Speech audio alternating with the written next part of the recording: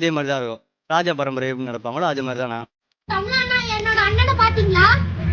பார்க்கலையே, என்னாச்சு? அவனைதான் தேடி நிற்கிறேன், பார்த்தா சொல்லுங்க. A few moments later. நீ என்னடா பண்றீங்க? பெரிய கதைனா. Flashback. வேண்டா. நல்லா இருக்கு. மட்டும் வோடஃபோன் குடுத்தா உங்களுக்கு நல்லாதான் இருக்கும்.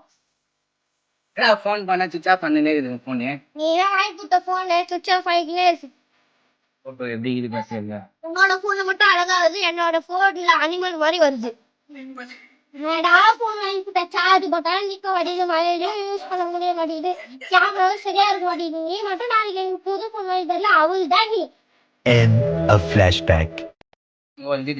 ஏய், இதுக்கெல்லாம் இங்கெல்லாம் வந்து ஒழிஞ்சிட்டு இருக்க. வாடா, அதுக்காக தான் வந்து பாத்தீங்கன்னா உங்களோட புதுசா லான்ச் பண்ணிருக்காங்க Oppo F33 சீரிஸ்.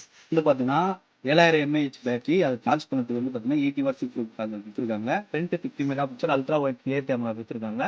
0.6x வரையும் வந்து பாத்தீங்கன்னா ஆட்டோ ஃபோக்கஸ் ஆகுதுன்னா top near IP69K dust and water resistance கொடுத்துருக்காங்க. மழையிலுமே வந்து பாத்தீங்கன்னா இந்த மொபைலை வந்து நம்மளால யூஸ் பண்ண முடியும். இந்த மொபைல் வந்து பார்த்தோன்னா இப்போ ஃப்ரீ புக் போயிட்டு நியர்பை ஃபோனில் போயிட்டு ஃப்ரீ புக் பண்ணிக்கோ. The next day. Free book பண்ணிட்டேடா? பண்ணிட்டேனா? என் தம்பிங்கள எனக்கு. This is the end.